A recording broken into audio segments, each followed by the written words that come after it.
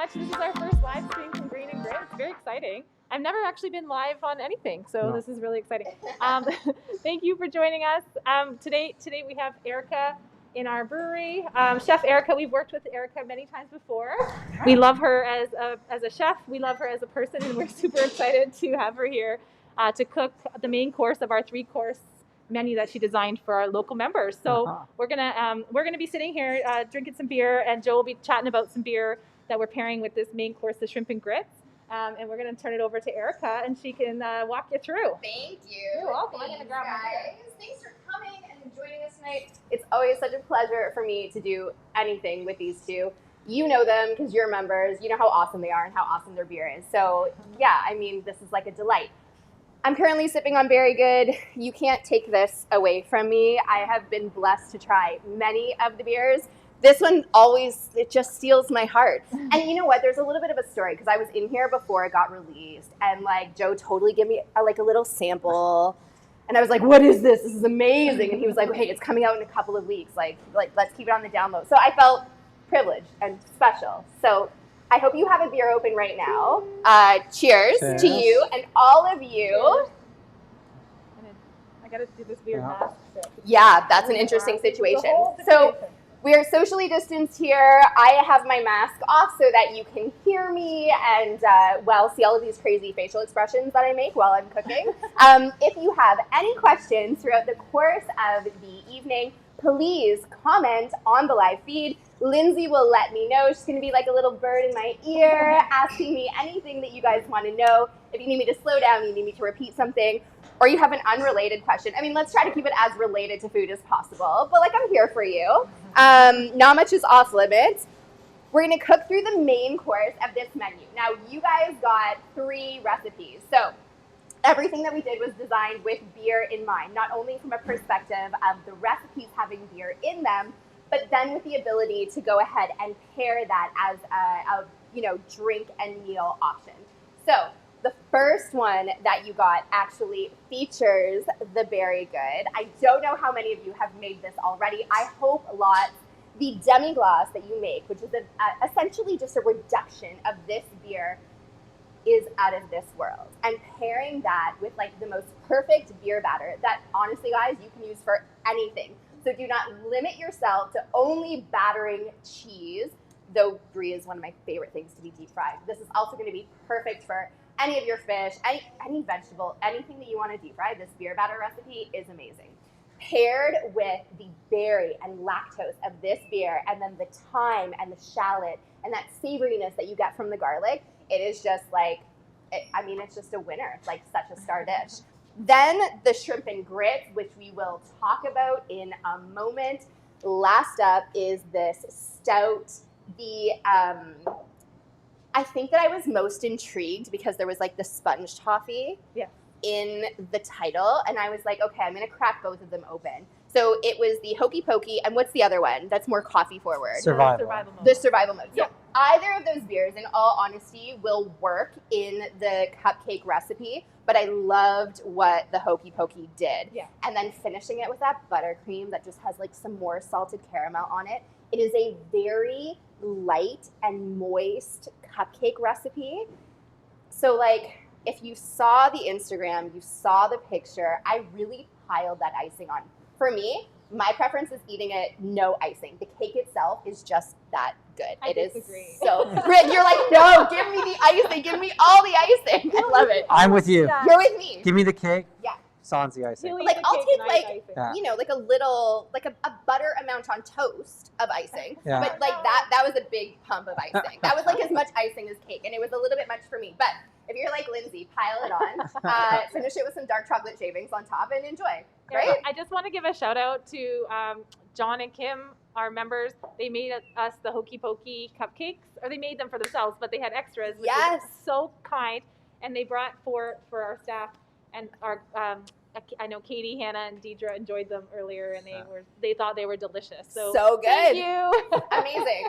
Well, awesome job, guys. I'm glad that you've already cooked a recipe. Yeah. Shall we get started and cook our main course for today? Yeah. So the first thing that I want to touch on is the ingredients themselves, because grits posed a little bit of a problem. Yeah, they did. Grits apparently were a little hard to find. So first and foremost, let me plug Punjab International, which is in Stony Creek. It's on like the corner of Highway 8 and Centennial. Their like slogan is, if they don't have it, it was probably never made. And it's true. There has not been a single time that I've gone in and haven't been able to find what I was looking for. So what I want to break down or talk about a little bit first, because I'm all about education and sharing the knowledge, is that I would sort of talk about what grits is. So grits, similar to polenta, is actually just ground corn. Now, the grits itself goes through a little bit of a different process than that of your cornmeal. So they both come from corn. Now, it's not that typical peaches and cream corn that you're used to eating off the cob in the summertime. This is actually a dented corn. So it has a little bit of an indent in the top of it. It also has more starch than sweetness. Then it goes through a process where it actually gets soaked in lye. That takes away some of the color. So you've got a white version instead of the yellow that you have in cornmeal. It also helps to turn the sugars into starch. So this is exactly what you use to make so many things that you eat all the time, like corn tortilla. So what happens is the maize, the corn itself, goes through the process, it's in the lye, it gets sort of expanded by double, I should say. Then it's dried out, and then it's gone, it goes through the process of a mill.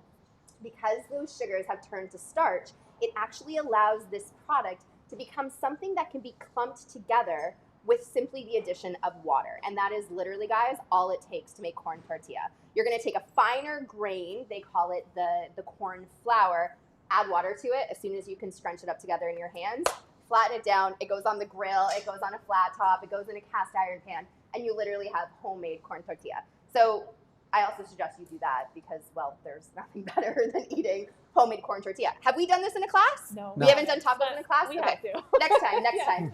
Yeah, I did buy myself a fancy, really heavy-duty cast iron corn tortilla press. Yeah. You could literally press it between two books if you want to. Cool. But they're fun. They're fun to make. And literally, this is the same product.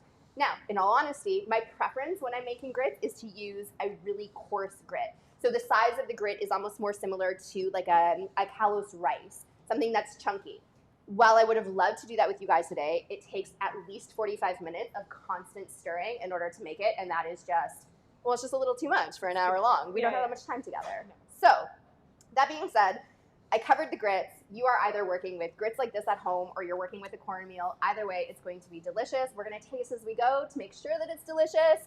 And we're going to jump in, okay? So, can I ask you one question first? Please, ask me all the questions. So someone was, with just jumping back to the brie, someone's using an air fryer for the brie. Is that cool?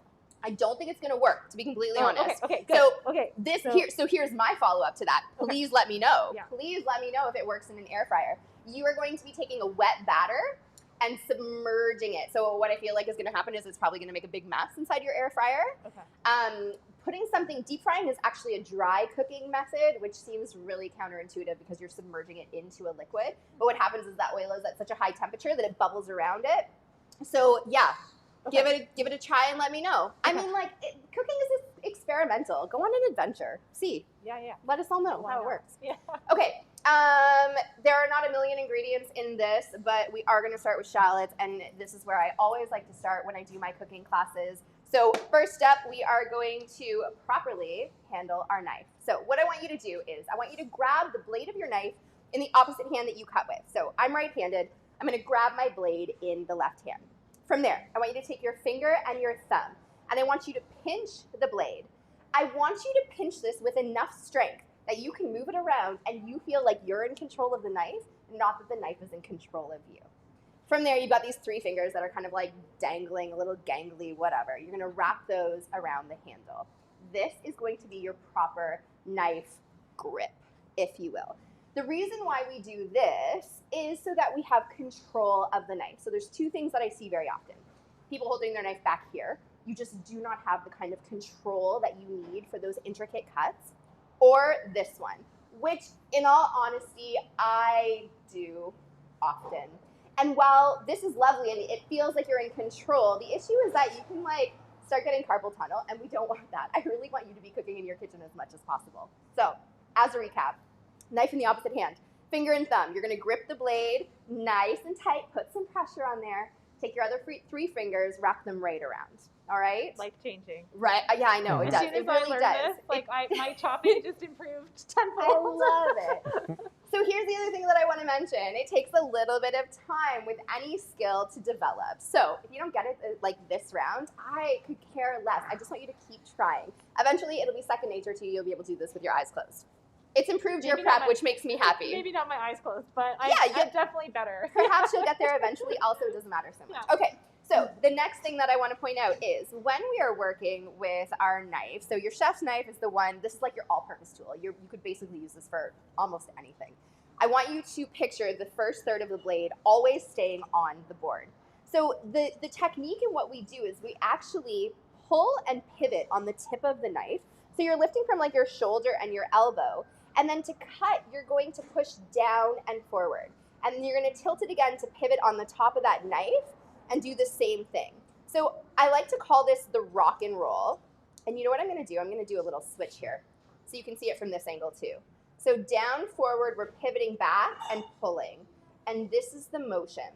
This allows us to cut through whatever it is that we're cutting through with the least amount of resistance, which is what we always want.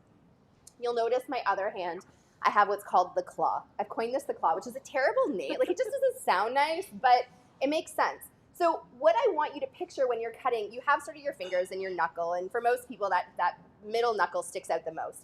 I want you to keep the blade against that knuckle. When you do that, because your fingers are tucked underneath, I can look at you and cut using the rock and roll method and know that I'm not going to cut my fingers off. There's just no way, right? The knife is underneath me, so I'm definitely not going to cut myself, and that's what I want for you guys too. Cuts happen, mistakes happen, it's no big deal. But the more you do this, the easier it's going to be in the kitchen for you. Okay, we've got that. Let's cut an onion. Whether you are cutting a shallot or an onion or a red onion or a Spanish onion, it doesn't matter. We're gonna process these all the same way. So we have the tip and we have the tail. The tail being the root. So the onion grows like this out of the ground. You've got all of those green stalks that come out, which by the way are delicious. You should use those in your salads and your omelets and on your eggs and anything fine where you want just a little bit of onion flavor. In order for us to mince this onion, what we want to do is we want to take the top off, but we want to keep the root intact. The reason why we keep the root intact is so that the onion stays together and it's not moving around all over. Okay, so first up, everyone is going to process a shallot. I want you to grab this, I want you to take the top, and I want you to cut it right off.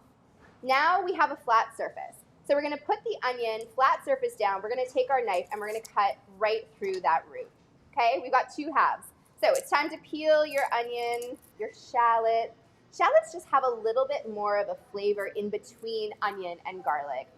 They're my preferred product to work with. They're a little bit more expensive, so I'm usually using these when I'm going to be eating them quickly. So if I'm braising something, I'm going to go with a regular cooking onion. If I'm caramelizing, I'm going to go with a regular cooking onion, or even a beautiful Spanish onion. But for salads, dressings, dips, pan jus, which is essentially what we're going to make with a beurre blanc, we want to use a really beautiful shallot.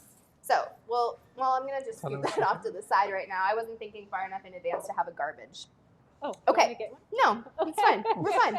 So I have the root intact. Now, if you were going to be cutting 2 of these, 5 of these, 100 of these, I want you to process them all to this point first so that your cutting board is clean. My garbage is off to the side instead of in the garbage. It doesn't even matter. But I know that I'm not going to have little bits of onion skin all over, which is really important. So let's process this. We are going to do a pretty fine dice on this, almost between a small dice and a brunoise. So what I want you to do is I want you to grab your knife. Now, if you are not super comfortable with your chef's knife yet, you can also do this with a paring knife, which is just a smaller blade. It allows for a little bit more precision. I'm going to show you the first one with my chef's knife. I'll show you the second with the paring knife just so you see the difference. So what I want you to do is we are going to make our first cuts. We're going to go down. We're going to keep the root intact, meaning that we need to give ourselves like a centimeter border in order to ensure that this is going to stay together.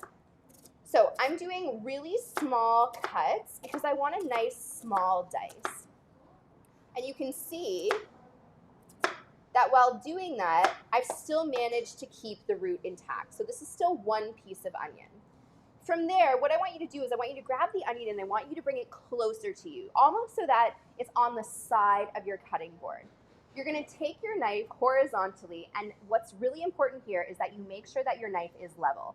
If you angle it at all, one way or the other, what's gonna happen is you're gonna have really irregular cuts of onion. So what I want you to do is I want you to take your fingers and I want you to sort of squeeze the onion. Give it just a little bit of pressure.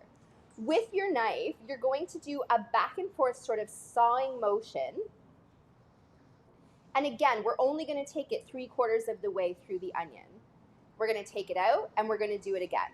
Now, the size of your dice is dependent on how many of these cuts you do. So for my shallot, I'm gonna do 4. That's looking pretty good. I'm happy with the size of this. From there, let's push it a little bit more into the center. Let's work on that proper grip, finger and thumb with the fingers wrapped around the handle. The first third of my blade is always staying on the cutting board. I have the claw action here. I also have my finger and thumb sort of pushing this in a little bit. I'm gonna use the rock and roll to work my way through this shallot, okay? Just like that. So rock and roll it all the way through. You are gonna have some little pieces that sort of fray. What you're gonna do is just push your onion down so it's again on the flat side. That's what you're left with, this tiny little bit that we can put in our greenways. Okay, I'm gonna push that shallot aside. What I'm gonna do is I'm gonna demo this now with my small paring knife, just for those of you who are not super comfortable with your chef's knife yet, okay? So, slits down first, keeping that sort of centimeter, half centimeter intact at the root. You can see I'm really ballsy, so I like to get as close to it as I can. Once you've got that done, pull the knife a little bit closer to the end just so that your hand can hang off the table. You're going to keep this at a nice flat angle. Don't go in or out. That 20 degrees really makes a difference when you're cutting.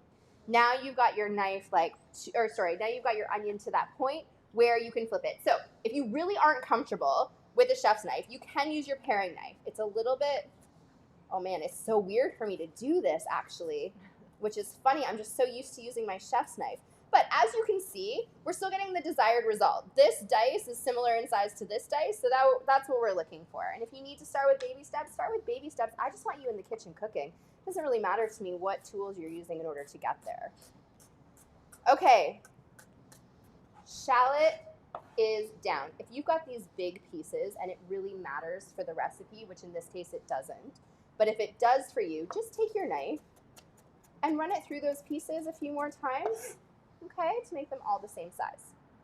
So for me, I am just going to set that aside. We need to mince 3 cloves of garlic. So I'm going to grab 3 cloves of garlic here from my bowl.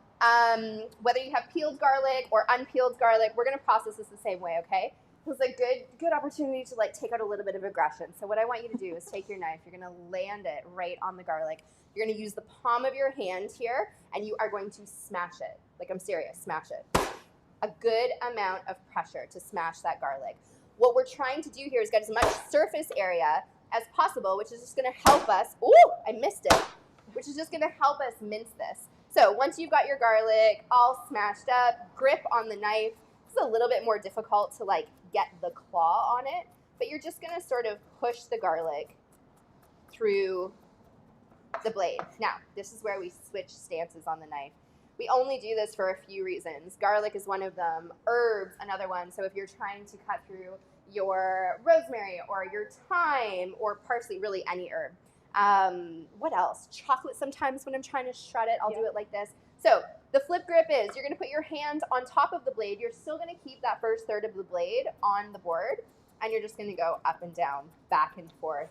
When it starts spreading out too much, use your knife to just bring it all back together into the center and just run it through a few more times. Now, I've got a lot of different tricks for garlic and turning it into a mince and a paste, but this is actually the desired size and texture that we want for this recipe. So we're not going to take it down anymore. If you want to know how to smash it, I feel like there might be a Don't F It Up video on my Instagram about it. There might be. Probably. There might be. Or you can join another cooking class. That's all I have to say about it. So we're going to set that aside a little bit as well. I like to get all of my mise en place out of the way before I start cooking so that then you're not worried about trying to prep things while you need to be at the stove cooking. So we're going to focus now all of our attention on the cooktop, and we are going to start with our grits. So I've got a medium-sized pot here. I'm going to turn this on high heat. Let me activate the butane burner. Oh, hold on. Let me really activate the butane burner here. There we go. Yep, now we're cooking with fire, folks. Okay, so to this, we are going to add 2 cups of chicken stock. This, I can't say enough good things about this product. I'm very picky when it comes to stock. Yeah, we've had that one. Stock is something that I make all the time because you're always throwing your bones in there. You've got scraps when you're working in the kitchen. But when I run out of stock, this is like the only one that I use. Yeah. Kirkland, so you get this at Costco. This is an organic, no salt added chicken broth. There's also a brand called Home Goodness that does another beautiful one as well. I'm going to put in 2 cups. I'm approximating. You should measure if you're not used to it. I'm going to say that's about my 2 cup mark. And then to that, I'm going to add 1.5 cups of whole milk. Whole milk, really important here. If you don't have whole milk, my preference would be for you to pump up. So go into a cream as opposed to going down into a 2%. We're looking for something that's really beautiful and creamy in texture here. It's going to give us the mouthfeel that we're looking for. But also it eliminates, or I should say lessens, the risk of it splitting when you're using a higher fat milk. So Erica, let's say I'm lactose intolerant. Yes. What would you suggest for the creamy texture for people who are? Well, so the beautiful thing about this dish is that the polenta or the grits itself is very creamy. So if you are lactose, I am not going to at all suggest that you do a dairy-free alternative. I'm just going to say go full chicken stock in this one and leave it be. That being said, we do finish this with butter and cheese. Yeah. So I would do an alternative because you really do want the butter and cheese finish. And then if they're doing polenta, is it the same, what you're doing? Yeah. Exactly the same? The biggest difference that you're going to find when you're doing, if you want to do cornmeal instead of grits, is just the texture. So if you have a thicker, coarser texture than this, it's going to take a little bit longer to cook. Okay. You might need to add a little bit more moisture to it. But that's really the only variance. Okay. The product itself is still corn. It's just not going through the process of the lye. Yeah. So it's like very, very similar. Okay. So this we want to have come to a boil. And what I'm going to do to cheat that right now is just stick my pan on top of my pot. We have a couple of minutes, so I'm thinking now is a really, really good time to talk about the pairing. Okay. So we are going to use Sweet Dreams to make our beurre blanc, which is essentially going to be the sauce that sauces all of this gorgeous, luscious shrimp and grits. But we're pairing it with Pinky Swear. Mm-hmm. Yeah, which is a new IPA that we can, well, it's a new old IPA. Okay, so let's talk about Pinky Swear. Joe, Lindsay, tell me all the things. Yeah, so Pinky Swear, it's more of a New England style IPA. And what a New England style IPA is, you're going to have less bitterness from the hopping. Okay. And you're going to get more fruitiness from the hopping. Cool. Comparative to a West Coast IPA. Okay. You're also going to get a little more body from it. So it's less carbonation, fuller body than a lot of different IPAs for the New Englands. The hops we use, so New Englands can range from a lot of different flavors. Okay. But the hops that we were going for here are very orange-like, a lot of stone fruit from it. So personally, I get very sweet orange. I get a lot of peach from it as well. But then there's also that bitterness from the hops, and it's not a jarring bitterness. It's just a subtle back-end bitterness that's really nice, and it balances that creamy upfront thing.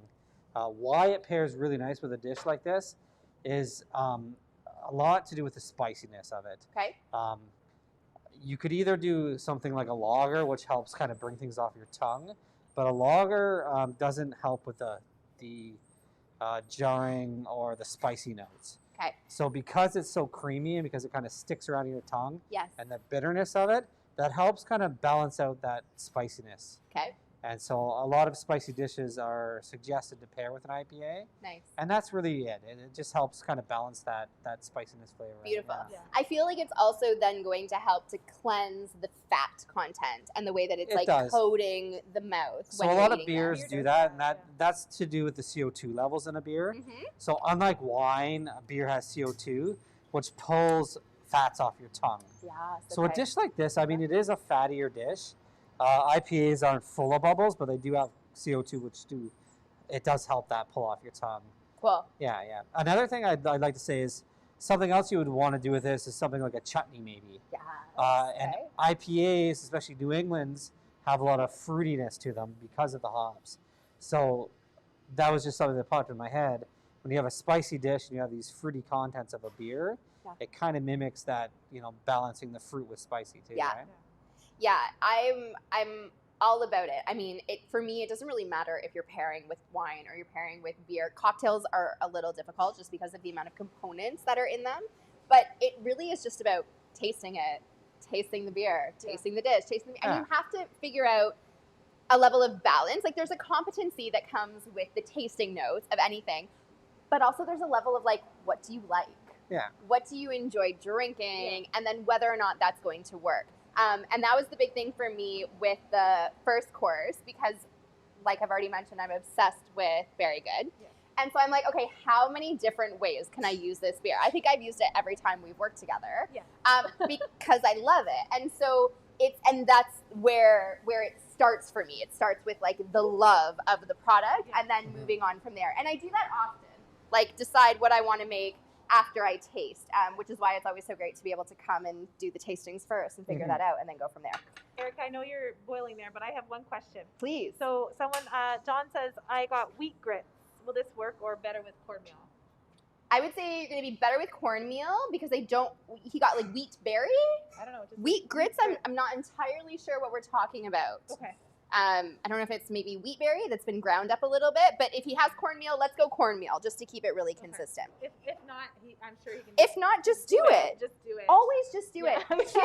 So here's my big thing. I'm a chef, and I write recipes because in order for me to instruct you, you need to have a general idea of where we're going, but I really don't believe in recipes at all, like not for a second.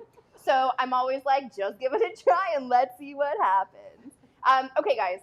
I am boiling, so it is time to you are going to add half of a cup of your grits or your cornmeal, or maybe it says polenta on the bag, to this, and I want you to stir the whole time you're doing it. I'm going a little bit over because, well, I'm going to feed a few more people than you tonight. So you are just going to whisk that in and just let it continue to come to temp. So I like to whisk it for the first, I would say 3 minutes, just so that I can ensure, oh my goodness, that was like a beer burp, sorry, rude. I realized I'm mic'd and you probably heard that. I was gonna just try to let it slide, but then I was like, oh, I don't think I can let it slide. So very good. I want you to whisk it up for the first 3 minutes, just to ensure that you don't get any clumping, okay? We're gonna bring this back up to temperature, and it's gonna start to thicken. I also feel like I might have added a little bit extra stock to this, so let's just see how it goes, all right? We're gonna cook it, we're gonna see how it goes. Now, what I'm going to do, because of my current situation here, is I'm actually gonna flip this. So I'm gonna get my front burner on as well, just so that I can be working with the shrimp a little bit closer to me. So let's take a second and talk about the shrimp, because shrimp comes in a lot of different sizes, a lot of different qualities. Today, and almost always for my application, I use a really beautiful 1620 shrimp. The number on the shrimp just refers to the size or how many are in a pound. So 16 to 20, meaning you have about 16 to 20 pieces in a pound of shrimp. Very common is sort of like your 3140s. A lot of times you'll see like those 4060s, really, really tiny little guys. I like these because I like to bite into a shrimp. Shrimp also cooks so fast. So I want to ensure that I'm going to be able to cook this to an optimal sort of doneness quickly while still having it be plump and juicy and delicious. I love shrimp, but there's nothing worse than having overcooked shrimp. It's really not nice. It's like rubbery and gross. Oh yeah, we yucky. Totally agree. Yeah. So I stick with the big guys. Oh, we're bubbling away. Take a second. I hope you are close to your stove. I want you to see how thick the cornmeal has already gotten in that really fast sort of 4 or 5 minutes. You can see it thickening up. We're gonna just let this continue to cook. So I'm gonna do my quick swap right now on pans because we're gonna be doing both at the same time. Because why not? You've got this, right? Our mise en place is done. We only have a couple ingredients here. So I'm gonna turn my grits down to a medium heat now and let those continue to cook. In the pan here, let's get started on our shrimp. So we're gonna start, let's do a tablespoon of butter. I'm gonna put a little bit of oil in this as well. Butter has a lower heat temperature for burning. So by adding the oil to it, we're gonna ensure that it's not gonna burn while we're cooking it. The other thing that we wanna do is we wanna get those shallots right in there. The garlic also will burn quite fast. So we're gonna start with the shallots because they need a little bit more time. And we're gonna let those marry with the butter and just get absolutely delicious and beautifully fragrant. This is gonna waft over to you guys in a second. Well, I already got it. It already smells delicious on my end, but it's wafting towards you. Everybody's got it. Right?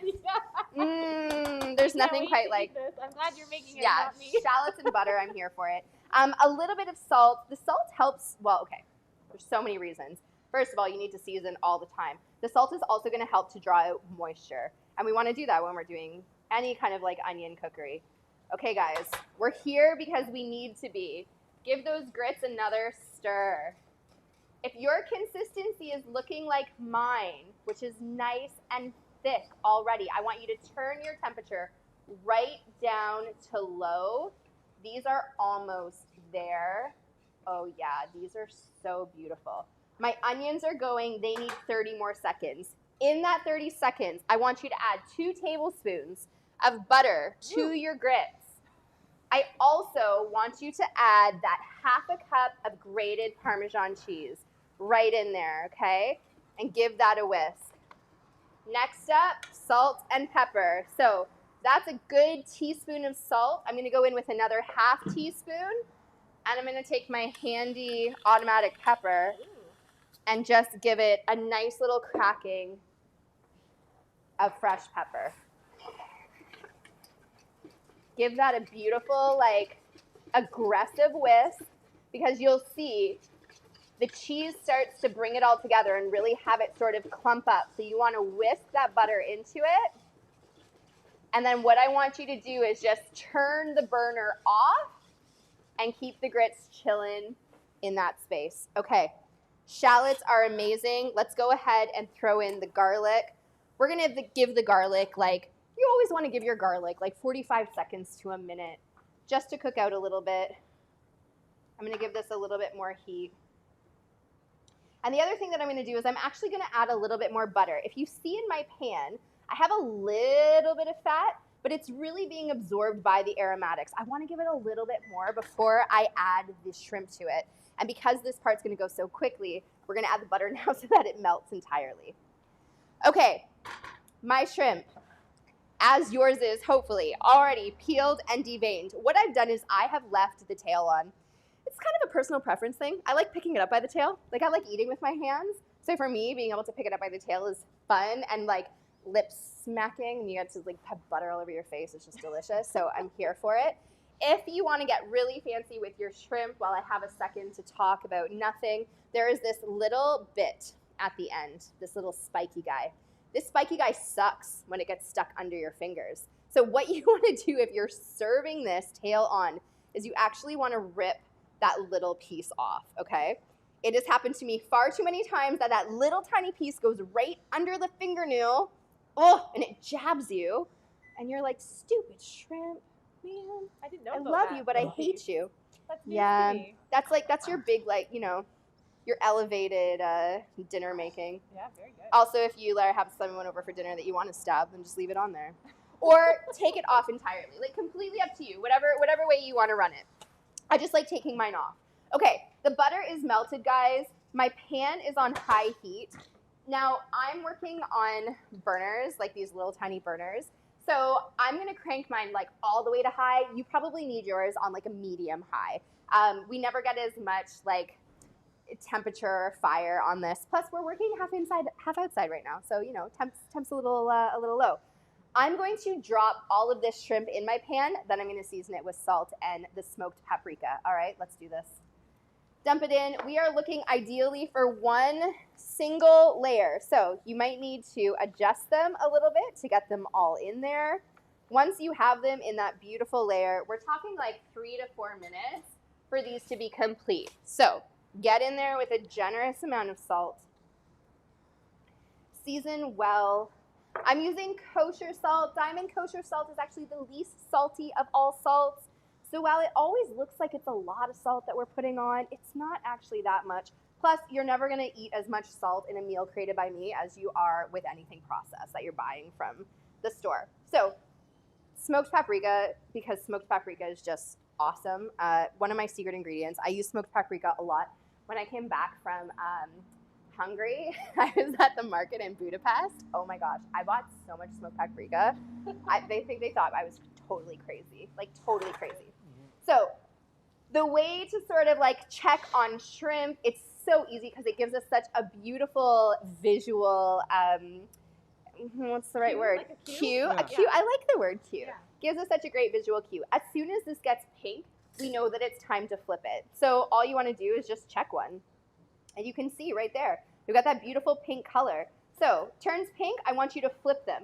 I'm using a pair of tongs here so that I can ensure that everyone is flipped. When I'm doing this in big quantities and not on camera, I usually just take my pan and give it a good couple flips. For the most part, I get, I'd say 75% of them flipped over, and then I just go in for those last little few. However, I'm going to feed a few people, and we can't have any shrimp casualties. So I'm going to go in and be really diligent and flip them one by one. We're also going to use this pan to make our reduction and make our beurre blanc. I hate doing dishes. Like, I really, really hate doing dishes.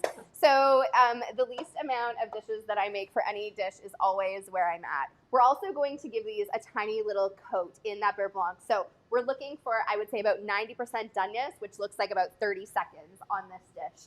I want you to grab a plate because we're going to remove the shrimp from this plate, but I want you to keep all of that beautiful garlic and shallot inside so that we can do the reduction.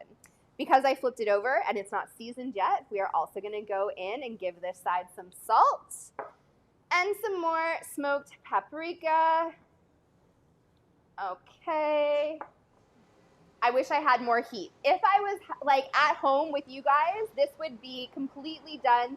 For me, it looks like it's about, right now, I would say about 85 to 90% done. So I'm going to remove this from the pan. Yours is probably there already. So just get it on a plate. Leave as much butter and garlic and shallot in there as you can. And I want you to make sure that once you get this out, you are cranking the temperature back up to high so that we can reduce our beer. Okay, look at that beautiful, give me that with a lemon wedge and I am quite a happy person. Wrong beer. Wrong beer. Wrong beer, wrong beer.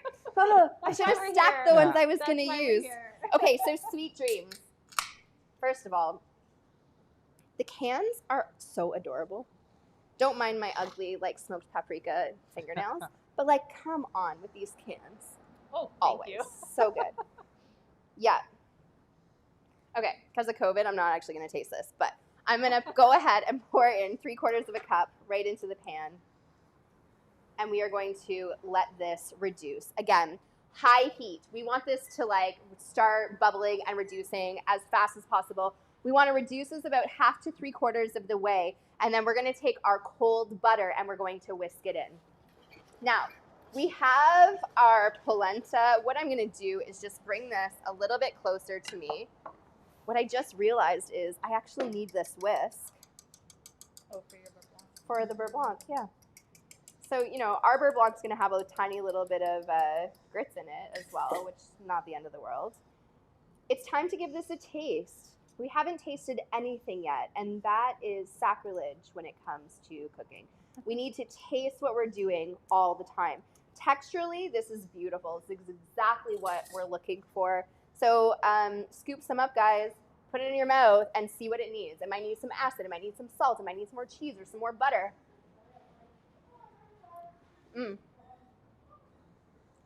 That's pretty delicious already. I'm going to add a little bit more salt to mine.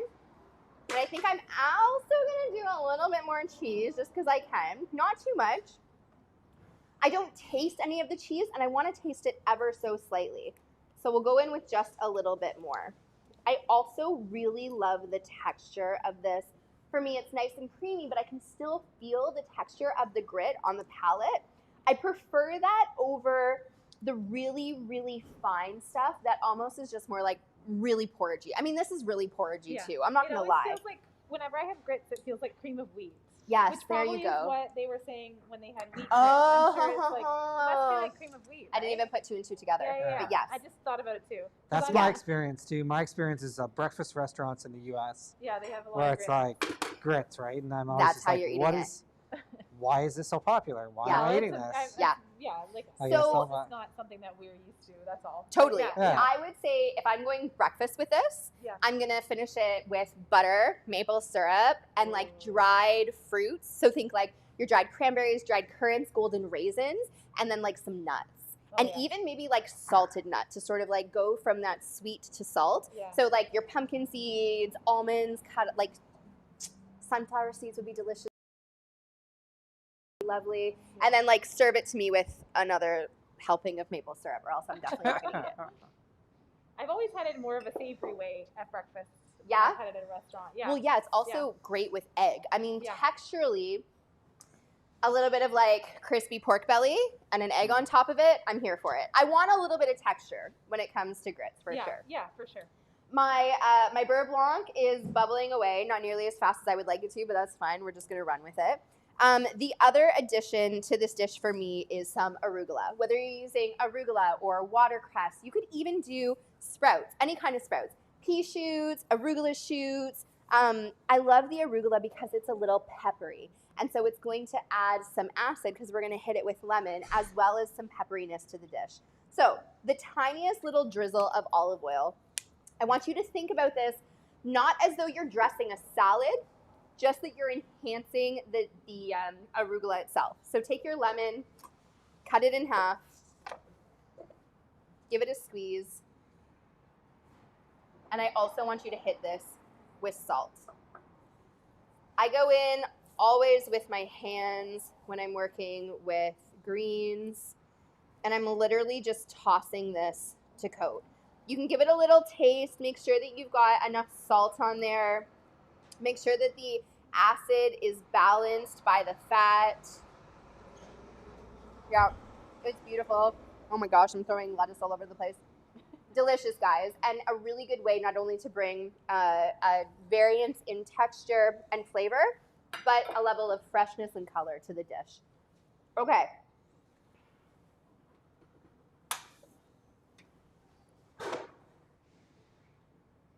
I don't know, I'm just not getting the heat that I want on this guy. Oh no. It's not bubbling as much as I would like it to. I wonder if this one's gonna bubble more.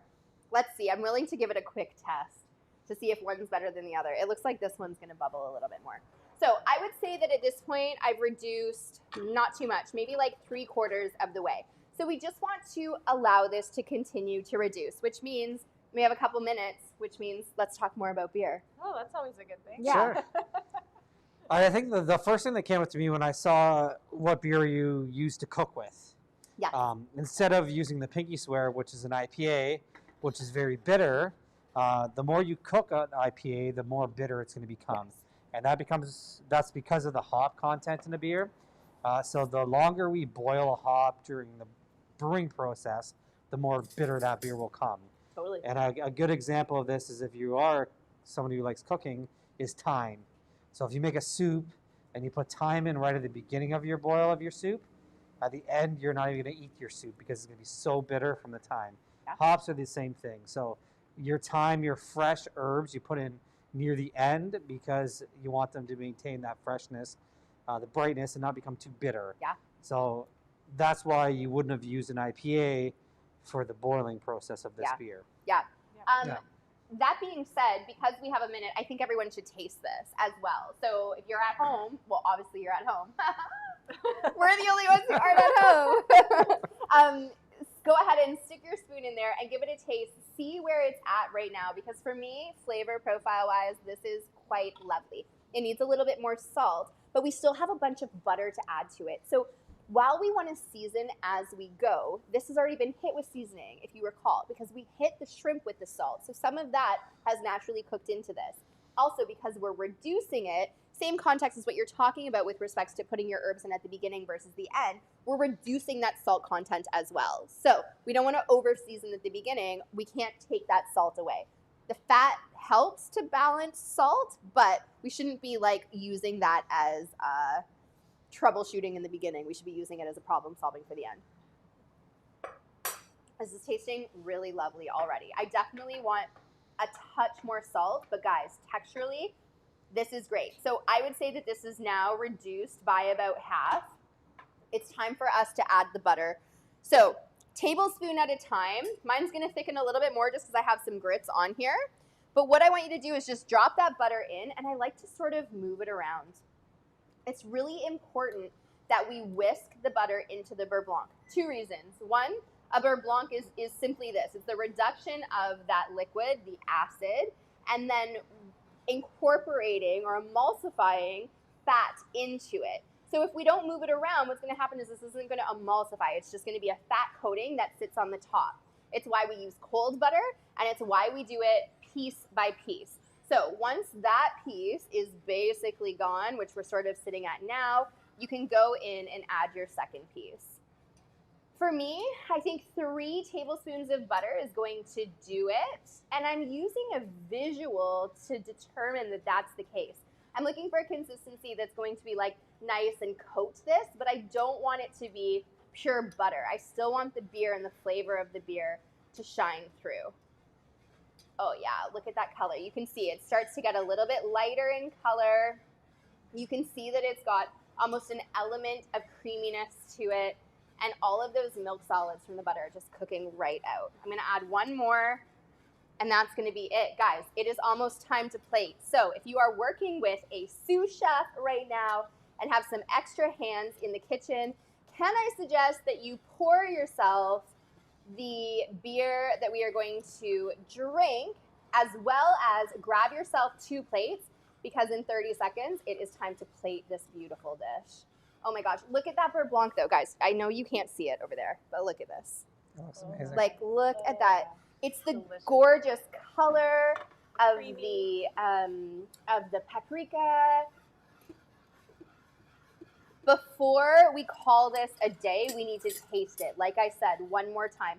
I'm also using salted butter because I always use salted butter for everything. Yeah, unsalted butter. Like, what is up with that? I never ever buy unsalted butter. Oh no, neither do I. Okay, this is what I want to mention though. Sorry to cut you off, No, but it's okay. this is beautiful. It doesn't need any more salt. And if I had have salted it, I would have ended up over salting it. So really be mindful of that. Let's plate this up. Unsalted butter because then you control the salt. Yeah, I know, but I want So- a lot of salt. So. I always want more salt because you always want a balanced flavor. I'm Yeah. with you. I am with you. Okay, give your grits another good stir. You are at home and it's not cool like it is, so these should still be beautifully creamy. Not that mine are not, they're lovely. They're just starting to settle. I want you to take a spoonful of your grits. Get that right on the plate. My guess is your grits at home are scooping and sort of filling the whole plate instead of having a mount on them, just because they're probably still really warm. So what I'm gonna do is I'm gonna take my spoon and I'm just gonna sort of like make a little divot in the center for the grits. Sorry, not for the grits, of the grits for the shrimp. So we'll get that right in there. I'm gonna take my tongs, just give these a little toss, get the shrimp right in the center there. However many you want, however many you can consume. I can consume a lot of All of them. shrimp. I do love shrimp a lot. Put this back down. Next up is our beurre blanc. So you want to take that gorgeous reduction you just made. Like, come on, guys, look at it. I'm assuming yours looks as beautiful as this. I want you to get that sauce right over the shrimp. It's going to sort of pool in the center of the grits, which is amazing. This is like an updated garlic shrimp, or like a shrimp scampi times 10 with the beer and the shallots and all of the gorgeous flavors that we've got in there. And then I want you to take some of your dressed arugula.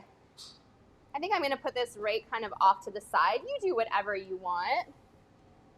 But I like the idea of it finishing the dish just like that. Not like that. That piece is going to bug me. Got to get rid of it. So I do this little technique where I sort of pinch the lettuce and I twirl it in the bowl. And that allows me to get like a nice little mount of it, which can go right on top. Shrimp and grits, guys. It looks amazing. Just like It does. that. I'm so excited. So 'cause beautiful. we get to eat it. We do. You do. We didn't even have to do any work. I feel like we cheated a I little. mean, I would No. say you did a lot of work. I definitely did not Thank make you. the beer. The beer definitely came from you, So we definitely cheated, and now we're just enjoying the fruits of your labor. as you should. Thank you. Okay, so I'm gonna try a piece as well because you always need to try what it is that you're cooking, especially when you're serving it to other people. Like 100% important. So, give it a try, guys. Let me know. You can let me know in the live feed how it tastes. You can let me know if you have any other questions. So try your food first, then give your beer a sip, and try the beer with it as well. Right? Mhm. Just a little bit of texture, and that Beurre Blanc is where it's at. And here's the thing. This is like a really technical skill to make a Beurre Blanc, but once you do it once, you see how easy it is, and you can do this for anything. Yeah. Like- you make it look very easy. Okay, but come on, it's like 5 steps. You guys have this. I am so confident that you can do this at home. Simply adding that cold butter is the way to do it, and whisk it up. Play with different beers. I mean, I know that you're getting different beers. Actually, to be completely honest, I don't know if you get different beers every month or if you get to choose the beers that you want. They get to choose it. You get to choose the But- beers that you want. But we always Amazing. have different beers. Yes, so you should be trying a whole bunch of different beers. See what you like, see what tastes good to you, see what works, see what doesn't. Test the ones that are hoppy. Test what they taste like when you reduce them and they really go bitter. Adding fat and sugar is a good way to combat bitterness, but it is not a one-size-fits-all fix. So try it in small quantities and see how it tastes and then go from there, right? Or pop into my DMs and I'll let you know if it's a good one or not a good one to try. I think just always trying, right? Like it's about experimenting, trying new things, and trying new combos. And Literally, always. I mean, this is the best part about it. I'm not a beer drinker at all. I think when we met, I was like, Yeah. okay, well, let's do a cooking class. I love you guys. I don't drink beer. And came in and tasted all of the beers. And I will continue to taste all of the beers all the time because in order for me to expand my palate, to have a good understanding of what is the local, what I can use, you just have to taste it. It was always a rule in our house. You had to taste. You could spit it out, but you had to put it in your mouth and give it a try. And I think that's a really, really great rule to live by. Yeah. Any questions? Did any I questions come don't through? have any. I had one that was from Erin, and she was asking about broccoli recommendations, but I wanted to clarify like what exactly she wanted to know. Oh, okay. Yeah, so we did this thing where I gave you alternatives in the recipe. So if you wanted to, if you don't love chicken, if you don't love shrimp, I gave an alternative for chicken or for broccoli. Broccoli, you have to test the pairing. I'm not gonna lie because I didn't test it. And my way to do broccoli is a charred broccoli. So you're tossing it with a little bit of oil, a little bit of salt. You put it in your oven on broil. Depending on the size of the florets, you're looking at anywhere between like 8 to 12 minutes to get a really beautiful char. For me, the concentration of flavor when you char it is just like bomb. So good. So it's almost the only way that I eat broccoli now. That simply because added to the grits is going to give you like that body that you're looking for. And then chicken just is a really simple alternative. And if you did chicken, cut it up into small pieces just so that you can cook it nice and fast. And you're still going to do the same thing with the Beurre Blanc either way. And the Beurre Blanc you can cook without having to cook a protein in it to begin with. So you can make this simply by adding the beer to a pan or to a pot, reducing it a little bit with any other aromatics that you want, and then finishing it with butter. Yeah. I think this would be amazing with broccoli. Yeah, I think it would be good too. Miso broccoli is like my number one. Take a little bit of really good organic miso paste, mix it with a clove of garlic and some water and a drop of sesame oil and pour that on top of the broccoli when it's charred. I swear anyone who doesn't eat broccoli will eat that broccoli. That sounds amazing. Yeah, I can eat it like just out of the sheet pan, which I do often in my kitchen. I'm not going to lie. it happens. How's the pairing? Did you guys pair it? I didn't pair. We drank our all our beer before we got to it. It's also, we don't have a table, so it's a little. Yeah. But that's okay. So maybe I should ask you guys. Yeah. How was the pairing? Yeah, how's the pairing? Did anyone do the pairing? I'm not sure if anybody's quite there with the recipe yet. Like, I know that some people are saying that they're not quite ready. It's not quite done yet? Yeah. Okay. Yeah. But, they like the grits. John says that he loves the grits. They're awesome. Beautiful. Yeah. So I would say once you get to the point, like I had mentioned before, I want you to always try your food first and then try your food with the pairing. So whether you're pairing that with a grain and grit beer, which is bomb, or you're pairing it with a glass of wine or anything else, you want to have an understanding of what the food tastes like first in your mouth and then do the pairing. And do it a few times. I mean, like, as you do different flavor combinations. So if you didn't get a piece of grits and shrimp and the arugula, it's going to taste a little bit different than when you do. So it really is just a case of being adventurous, trying new things all the time. And like, if you're not into IPAs, like, you can totally pair this with the Sweet Dreams or the Thrillsner. Yeah. So just try it out, right? Always. Yeah. That's There's the no key. right or wrong answer. Whatever Never. your tongue likes, your tongue likes. That's exactly that's it. Certainly certain beers or certain wines are going to go better with certain I wouldn't dishes. drink this with a stout However, personally, but yeah. you could. If you just don't like IPAs, then try something different and tell us how it works. Just don't play with them. I think that the Sweet Dreams would be more pairing like with like, whereas I think the IPA would have been more of a contrast. I think the Sweet Dreams would actually take over the dish a bit. Yeah. You already have the flavors in the meal, whereas Sweet Dreams has a lot of herbalness to it. It has the flowers, the spices. You would actually probably contrast the dish. Oh, yeah. When you reduce it down, though, it takes care of those flavors. Okay. Yeah. It basically, you reduce anything down, it kind of wipes out those subtleties. Totally. Yeah. Not only that, but we're adding a lot of aromatics to it too, which is also going to knock out those subtleties. You add like garlic and onion to anything and it becomes, I don't want to say that it becomes an overpowering flavor, but it's always going to take it to a savory note and it's always going to give you that sort of like depth that you're looking for in a dish. So yeah, This is delicious. shrimp Thank and you. grits. Amazing. Alec grain and grit beer. All the good things. Thank you so much. Thank you everyone for joining us. Yes, thank you so much for joining us. What else should I say? If you have any questions, please, I'm very active on Instagram. It seems to be the platform that I use the most. So you can find me at Chef Erica Guidi. Jump into my DMs. I had a few people jump into my DMs already asking me different things about this class. I have also extended a discount to your members, which I totally didn't tell you guys about, but we can email it. yeah, I have 2 upcoming classes, one on Wednesday, which is an Indian class, and then I have a Thai cooking class, I think 2 weeks after that. So there is an uploaded discount code already. GNG10 will get you 10% off either of those classes. You can either do them with an ingredient kit, where I measure everything and label it, and you come and pick it up from the Kitchen Collective, or you can do it where you go and buy the groceries. So if you would like to join the Indian class, we're gonna make butter chicken, perfect cardamom scented rice. Rice is like probably the #1 question that I get asked, how to cook rice properly. So I'm gonna show you how to do that on the stovetop, not in a rice cooker. And we're also gonna make potato and pea samosas. So this recipe as it stands is not vegetarian, but if you would like, you could sub tofu or chickpeas to make it a vegetarian option. There is cream and ghee in it. You need to book that one by Sunday night in order to come. The other one, you've got 2 weeks. And yeah, we do 2 courses in those meals. So if you're interested, take advantage of the discount. Cool. I'll send an email to everybody with the discount. Beautiful, beautiful. Yeah. Yes, any questions, always hit me up. I'm a chef and I cater, but my big thing is knowledge and teaching people how to cook. So I'm very happy if you're spending time in your kitchen, and I'm very much here to help if you need it. Well, thank you so much. Thanks, That's Erica. it. Thank you. Amazing. Yeah. Thank you for cooking us dinner. You're so welcome. You're What a so treat. welcome. Like, I what a can't wait treat. till you cook it for yourselves. Yes, we are going to. Send me a for sure. picture. We're gonna do the whole I love it. I changed my mind about grits.